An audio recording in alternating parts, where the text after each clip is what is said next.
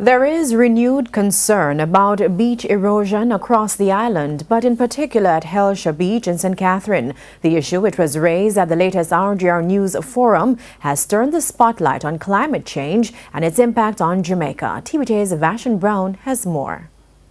School is out. Children seen here enjoying a day at the beach. Adults too take the time to unwind. Fishermen also hard at work. But in the midst of all this, there is a big problem. I'm standing at Hellshire Beach in St. Catherine, where the impact of climate change is clear. Now, the people here say the beach has been eroding rapidly. In fact, they say where the coastline is now is not where it was, let's say, 6 years ago. First, the sea wasn't like up close to the shops. You used to have more space that you could walk and the family, kids and so could play.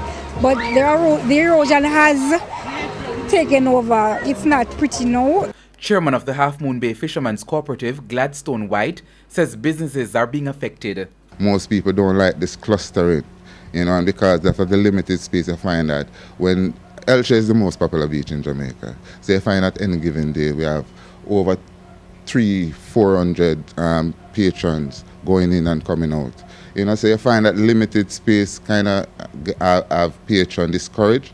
So the magnitude of business that my members would attract is depleting. But I built a concrete wall to protect from the building surface there, you understand? So a stone wall here, so that's just basically it. All right, so you've seen the water come as close as to your step before? Yes. When that? Twice, about 2 weeks ago. Yeah.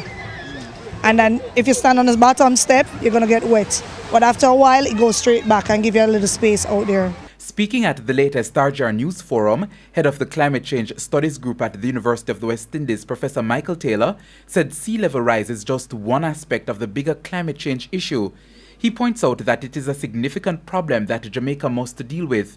According to Professor Taylor, many see climate change as just a little weather event rather than something that can impact development and their standard of living. It's also a livelihoods issue for the people who make their livelihoods off of Hellshire. Now, you repeat Hellshire in St. Elizabeth, off the coast of St. Elizabeth, or you go over into St. Thomas, and you begin to see that this is not just the water taking away a little beach. This is also people's livelihoods. This is, the whole economic aspect of it. Director of the Center for Marine Sciences at the University of the West Indies, Professor Mona Weber, argues that people's environmental practices have also made Jamaica more vulnerable to climate change, things like the destruction of the reefs in front of the beach. So the beach is eroding, yes, because we're getting more storms, but it's directly eroding because we have lost the hydrodynamic barrier of the reef in front of Half Moon Bay.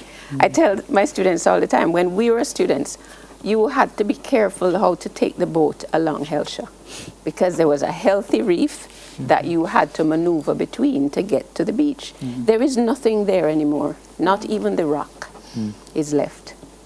The living reef is gone. Vashon Brown, TVJ News.